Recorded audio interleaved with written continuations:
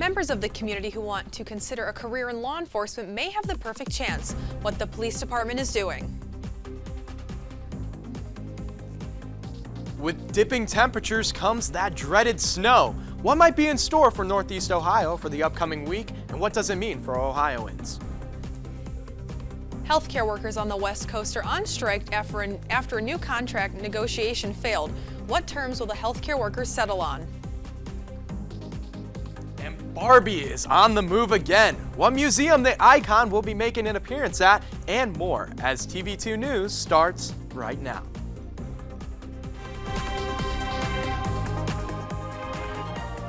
This is TV2 News.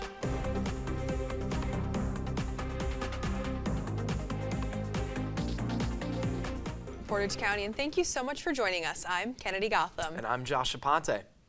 We start tonight with a law enforcement event that helps bring students into the criminal justice field. Hopes are that the program will encourage people to join the police force and combat the officer shortage. Students ages 14 through 20 are able to come to the Kent Police Explorers Open House, where they are learning how to become enforcers of the law. The Kent Police Explorers program has been around for 3 years now and is hoping to teach the local youth about what it means to be a law enforcer. Here wanted a way to kind of boost morale, kind of build community policing with kids, show them, officers aren't bad. They come in and meet us. So he got the opportunity from the Boy Scouts of America to bring explorers to the Kent Police Department. The program not only teaches how to be a part of the police force, but also how to be an active member in their community. Our classes are really laid back. We let the kids joke, we have fun, we put them through scenarios. We have a lot of fun, and we just hope the kids come back every year, and eventually one day, hey, you want to become an officer or any job in the criminal justice, let us help you get that job. With the current police shortage going on, this program hopes to combat the effects of it. There is a tremendous shortage right now in people who want to be police officers. It's not been a very popular profession for the past few years for a number of reasons.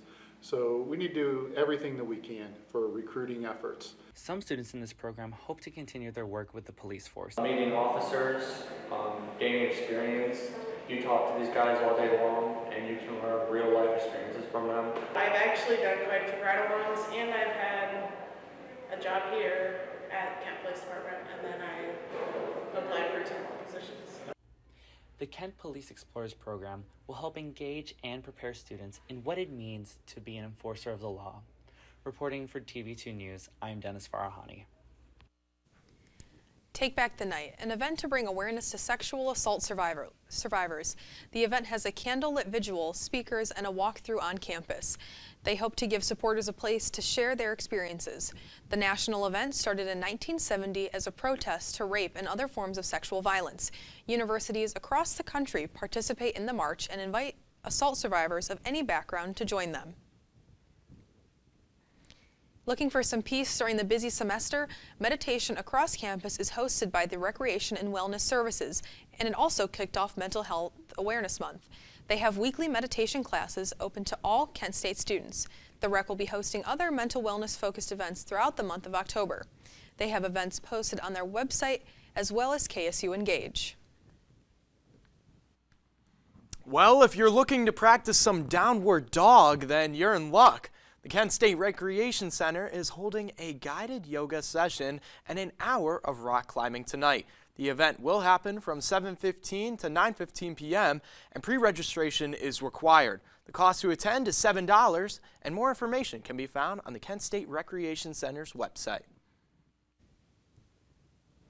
And Kent State's fall break starts tomorrow, and the Rec Center is hosting a fall break outdoor climbing trip. Students are able to hike through the Mad River Gorge in Springfield, Ohio. The trip is from Thursday the 5th to Saturday the 7th. And tickets for the hiking trip are $90, and the link to register is now open on the Rec Center's website. Kent State University President Todd Dykin sent out an email to students announcing a new division merger.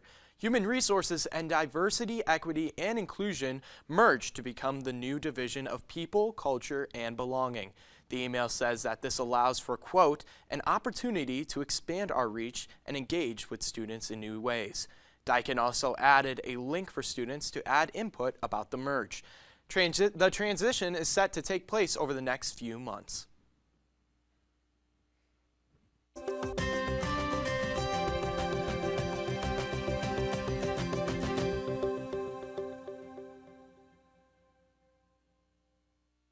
Well, winter is coming and the temperatures in Northeast Ohio are about to show it. Temperatures are set to drop by more than 40 degrees. This week, the lows could dip into the 30s and by the weekend. Saturday and Sunday's highs are expected to dip down to the mid and lower 50s. So, Sophia, you're here to tell us more about these changing temperatures. I'm ready for some more cooler weather, but I don't know about you. What about you, Sophia? You know, I haven't really been a big fan of it being above 80 degrees, but I'm kind of that person that's really just a 65 and sunny type of gal. So looking at our temperatures this week, I am not much of a happy camper, but I did want to show you what we're looking at in Kent, Ohio right now. It is 79 degrees currently. It feels like 81, and that dew point is about 59. North-northeast winds at about 7 miles per hour, 49% humidity, not too bad, and full visibility at 10 miles. Moving into tomorrow's forecast, it is going to be a high of 79 like it is right now. It's going to be cloudy. There's a 40% chance of rain and it will be very humid. It'll be south-southwest winds at about 5 to 10 miles per hour and your sunset will be at 7:01 p.m. Moving into my fall break commute forecast at 8 p.m. tonight, it's going to be 70 degrees with some light winds. It's going to be a clear night for those of you driving like I am back home. 9 a.m. tomorrow, it'll be 66 degrees with a full cloud cover, but there is no chance of rain. And by 12 p.m. tomorrow, it'll be 74 degrees with a bit of sun.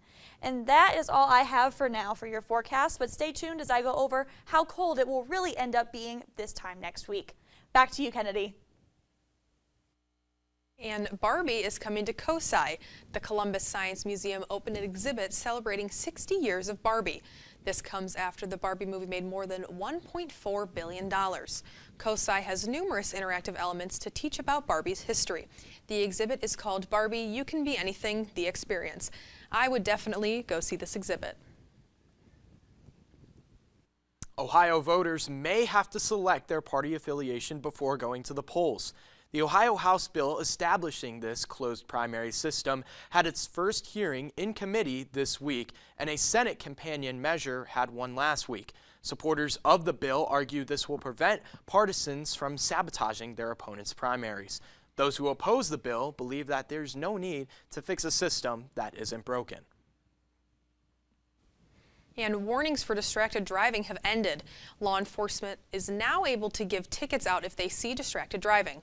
The law went into place in April, but they had a 6-month grace period to just hand out warnings.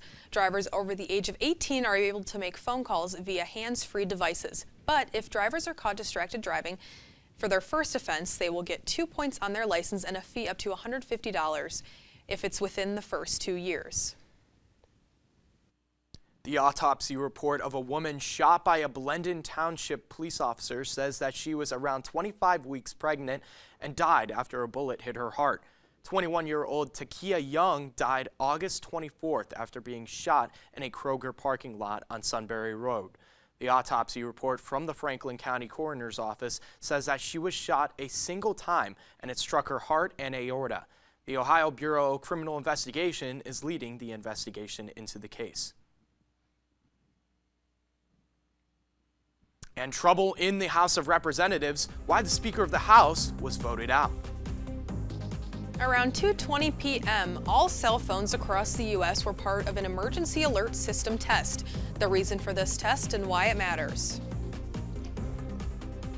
News, truly Portage County. Welcome back. Moving out of Portage County and into the U.S., we have some national headlines. That's right, our correspondent Anthony Fariga has more. Hey, Anthony. Thanks, guys. California Representative Kevin McCarthy was voted out as the Speaker of the House of Representatives last night, and he has also become the first ever Speaker to be voted out.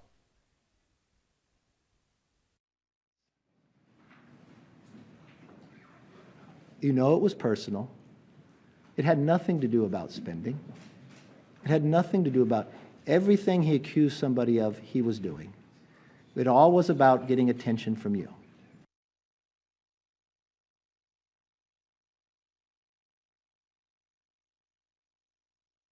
will not be rerunning for the position. All Democrats and 8 Republicans voted for removing McCarthy, while the rest of Republicans voted to keep him in.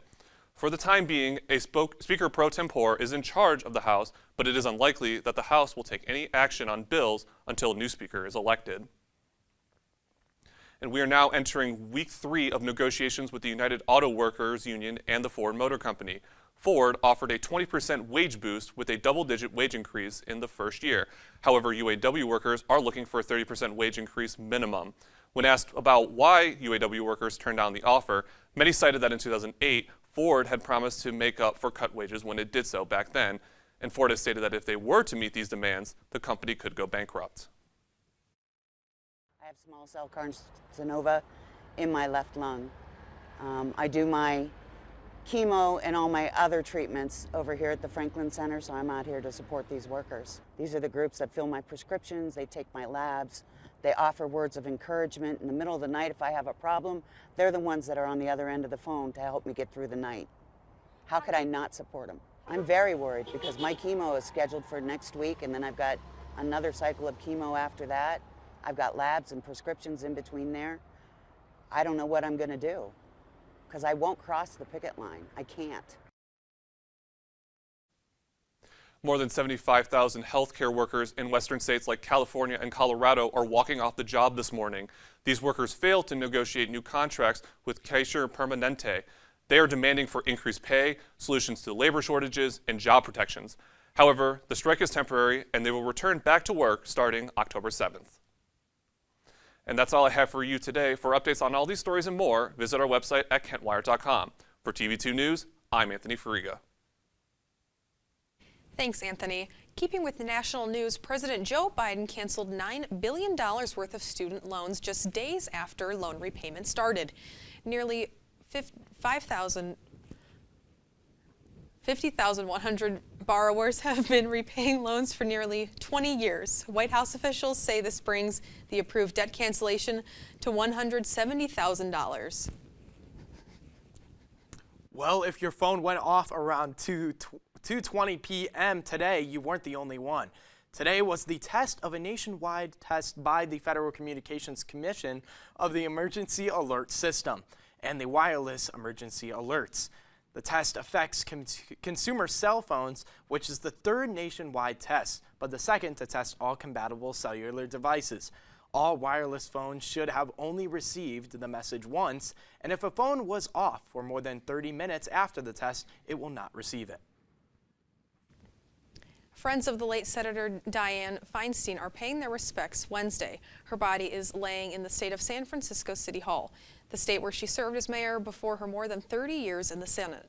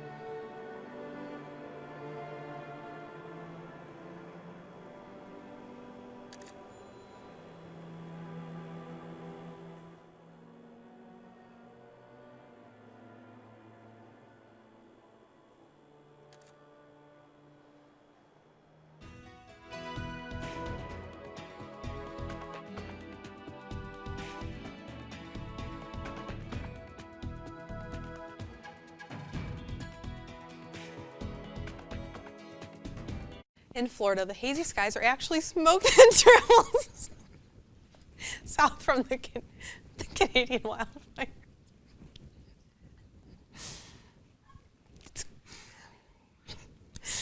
It's causing air quality levels that are unhealthy for everyone.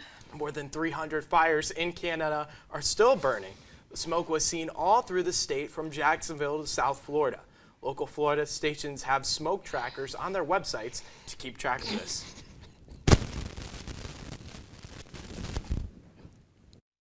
Golden flashes to your pre-fall break weather report. There is no smoke up here, but looking at our state temperatures, we are certainly resembling the temperatures down in Florida. Looking right now at Northeast Ohio, Kent, Ashtabula, and Youngstown are all sitting at 79 degrees. Shout out Y-Town. Canton's sitting at 80. Worcester's down at 78. Mansfield and Sandusky are also at 79, and Cleveland is jumping a little bit higher than normal at 83 degrees. Moving to the whole state of Ohio, Akron is sitting at 80 degrees, Steubenville is at 79, Athens is at 81, Columbus and Dayton are sitting at 85, Lima is at 84, and Cincinnati down at 83 degrees. And moving into your 7-day forecast, Thursday is going to have a high of 79 degrees with a low of 60, and there is a 40% chance of rain. There is rain likely on Friday with a high of 68 degrees and a low of 44. Saturday, there is a smaller chance of rain with a high of 53, 41. Sunday, no rain, but there will be a decent amount of wind with a high of 51 degrees and a low of 40.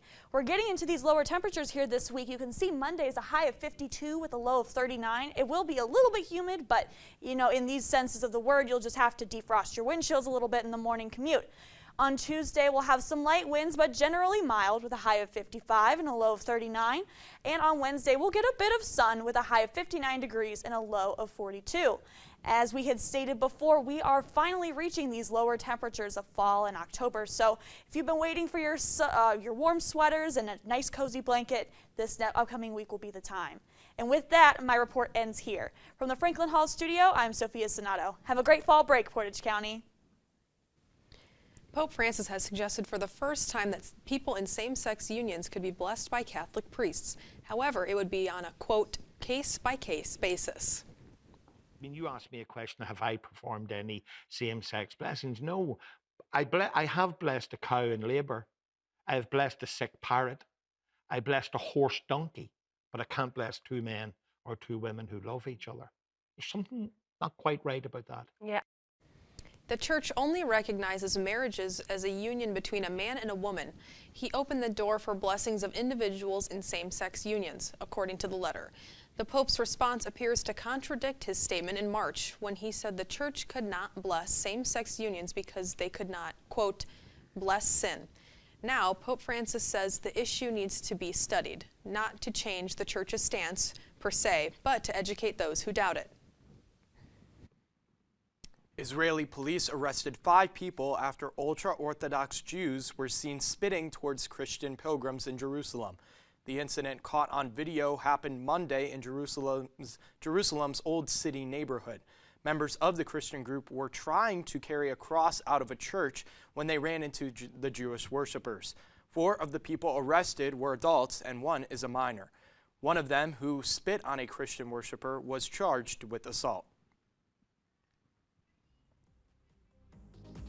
Miami for the best record in the MAC East. Volleyball will have a weekend homestand as they face off against the likes of Western Michigan on Thursday and NIU on Friday.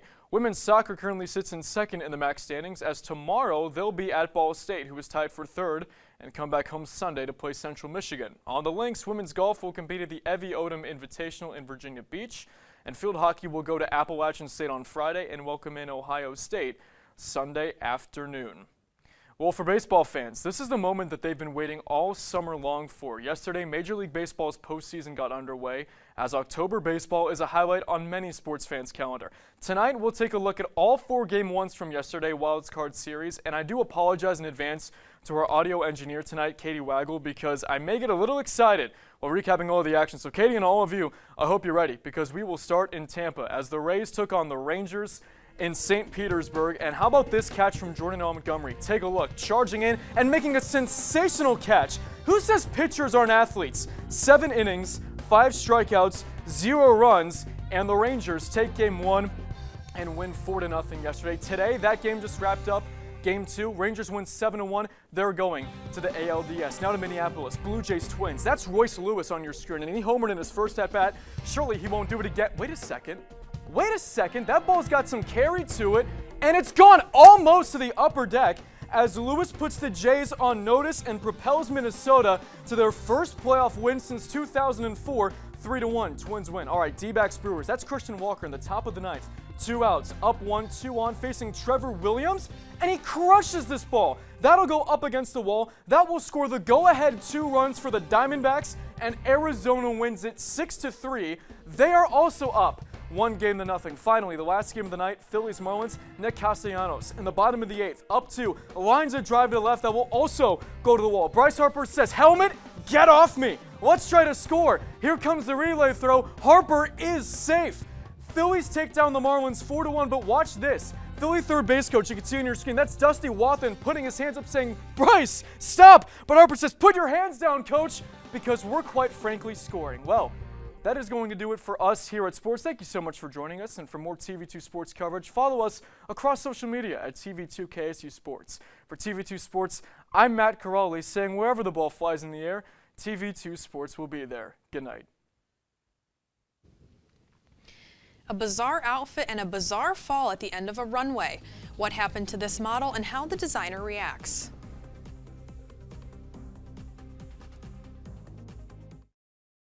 Talk about a fashion statement. A furball with legs walked onto the stage of a Paris runway. The woman in the furball outfit bumped into pop star Sam Smith, who is also the boyfriend of the designer. The model also fell over at the end of her runway walk. The bizarre fursuit, the suit is bizarre, but the designer admitted to enjoying the chaos of the entire situation. Just in time for his cameo in the Star Wars show Ahsoka, C-3PO's head is up for auction. It's expected to sell up for a staggering $1.2 million, among other movie memorabilia. The droid most recently made an appearance in the Disney Plus show, played by his original actor Anthony Daniels. Yesterday, the show had its finale, with speculations of a second season floating around. Well, I don't know anything about Star Wars, unfortunately. I know Yoda and R2-D2. That's Yoda it. and R2, that's it? Wow. I feel like that's pretty good, though. But I will say, that furball fashion suit thing, that is so weird. Why would you want to wear that? Strange. I feel like it would be so heavy, too. Like just a giant ball of fur. But that's all the time we have for you today, unfortunately. Make sure to stay up to date with all of our coverage, despite us being on fall break. Follow us on Kent Wired and all our social medias. I've been Josh Aponte. And I'm Kennedy Gotham. Have a great night, Portage County. I was your age, I was just like you, fascinated by stars.